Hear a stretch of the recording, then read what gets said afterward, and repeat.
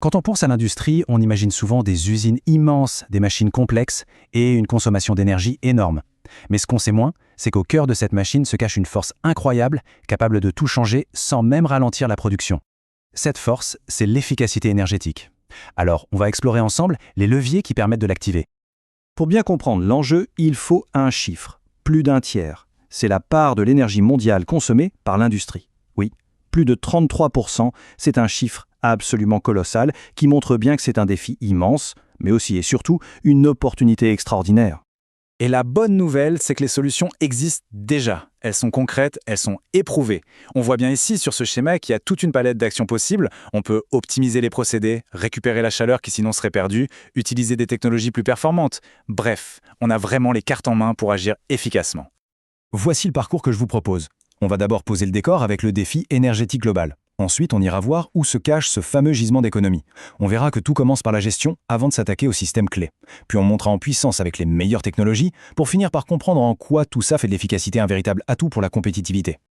Allez, on attaque notre première partie. L'énergie dans l'industrie, ce n'est pas juste une ligne sur une facture à la fin du mois. Non, c'est un vrai enjeu stratégique. Et on va voir que c'est un terrain de jeu immense pour qui veut s'améliorer. Et attention, le potentiel est juste énorme. Les études sont formelles. Rien qu'en utilisant les technologies et les bonnes pratiques qui existent déjà aujourd'hui, le secteur industriel pourrait couper sa consommation d'énergie de plus d'un quart. C'est un gisement d'économie considérable qui est là, juste sous nos yeux, prêt à être exploité. Bon, d'accord, mais alors où est-ce qu'il se cache, ce fameux gisement? Concrètement, comment on fait pour aller chercher ces économies sans mettre le bazar dans la production? Ce tableau résume très bien la situation. Ce qui est super intéressant, c'est de voir qu'on peut agir à tous les niveaux. D'un côté, on a des gains très rapides, avec peu ou pas d'argent à mettre sur la table, juste en améliorant la gestion, et de l'autre, des économies beaucoup plus profondes si on investit dans la technologie. La palette d'actions est donc vraiment très large. Alors, par où commencer? Eh bien, par le plus simple, et souvent le plus rentable, la gestion. C'est vraiment la base de la pyramide de l'efficacité. C'est là qu'on va chercher les premiers gains avec un investissement quasi nul. Et au cœur de cette approche de gestion, on trouve ce qu'on appelle un système de management de l'énergie. Alors ce n'est pas un outil magique, c'est plutôt une méthode, une façon de s'organiser.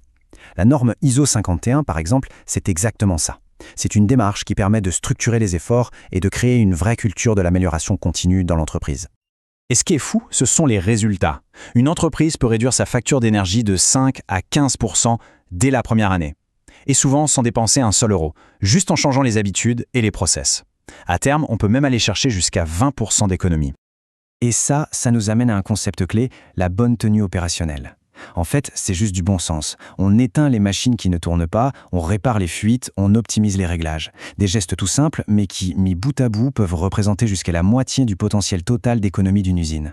La preuve que les solutions les plus évidentes sont parfois les plus puissantes. Bon, une fois que la gestion est en place, on peut monter d'un cran. On va s'attaquer à l'optimisation des grands systèmes énergétiques, ce qu'on appelle les utilités. C'est un peu le système nerveux et sanguin de l'usine, et c'est souvent une source de gaspillage énorme et insoupçonnée. L'idée, c'est de ne plus regarder chaque machine dans son coin, mais de voir le système dans son ensemble. Et là, on peut débloquer des gains d'efficacité vraiment impressionnants. On parle de 10 à 30% en moyenne sur des systèmes comme la vapeur, les pompes et surtout l'air comprimé. Ah, l'air comprimé, c'est un cas d'école. C'est une des formes d'énergie les plus chères et les moins efficaces dans l'industrie. Entre les fuites partout dans les tuyaux, la pression souvent trop élevée, les usages pas toujours adaptés, les sources de gaspillage sont innombrables. Et donc le potentiel d'amélioration est juste immense. Regardez-moi cette image, elle est sans attelle. Pour un compresseur classique, 85% de l'électricité qu'il consomme part en fumée, ou plutôt en chaleur. Il n'y a que 15% de l'énergie qui sert vraiment à faire de l'air comprimé. C'est un exemple parfait du gaspillage qui peut exister et de l'urgence d'optimiser ces systèmes. On arrive maintenant tout en haut de notre pyramide. L'investissement dans des technologies de pointe, modernes, à haute efficacité. C'est là qu'on va chercher les gains les plus importants, ceux qui vont transformer en profondeur et pour longtemps la performance d'une usine. Pour ça, on parle de meilleure technologie disponible ou BAT, de l'anglais Best Available Technology. Attention, on ne parle pas de science-fiction, Il s'agit simplement des solutions les plus performantes qui existent déjà sur le marché. Et pour que ce soit bien concret, on va prendre l'exemple d'un secteur qui consomme énormément, la sidérurgie. Alors, ce graphique peut paraître un peu complexe, mais en fait c'est très simple. Chaque petite marche représente un groupe d'usines. Plus on est bas, moins on consomme d'énergie par tonne d'acier, et donc plus on est efficace. La ligne rouge, tout en bas, c'est le top du top, la performance maximale possible, notre fameuse BAT. C'est un outil génial qui permet à chaque usine de savoir où elle se situe par rapport au meilleur. Et si on projette ça dans le futur, on voit l'impact potentiel. La courbe bleue, c'est le scénario « on ne change rien ». La courbe verte, c'est le scénario où toutes les usines s'équipent petit à petit avec les meilleures technologies. L'écart gigantesque entre les deux, c'est tout le potentiel d'économie d'énergie qu'on peut aller chercher.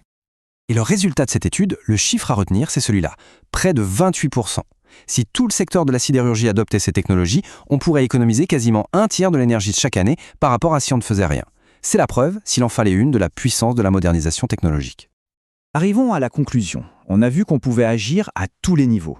Mais il faut bien comprendre que l'efficacité énergétique, ce n'est pas qu'une question de planète ou de CO2. C'est avant tout une stratégie business. Une stratégie qui permet de baisser les coûts, de moins subir les montagnes russes des prix de l'énergie et au final, de devenir plus compétitif. Donc, pour résumer, on peut commencer par la gestion pour aller chercher 10 à 20% de gains sans presque rien dépenser. Ensuite, on optimise les systèmes pour gagner 10 à 30% de plus.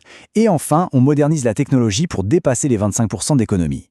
L'efficacité énergétique, c'est une véritable ressource, une mine d'or interne qui ne demande qu'à être exploitée. Et tout ça nous laisse avec une question fondamentale. Est-ce qu'on doit continuer à voir l'efficacité énergétique comme un coût, une dépense obligatoire, ou est-ce qu'il ne serait pas temps de la voir pour ce qu'elle est vraiment, un investissement stratégique pour l'avenir, pour la solidité et pour la compétitivité de l'entreprise ? La réponse, il me semble, devient de plus en plus claire.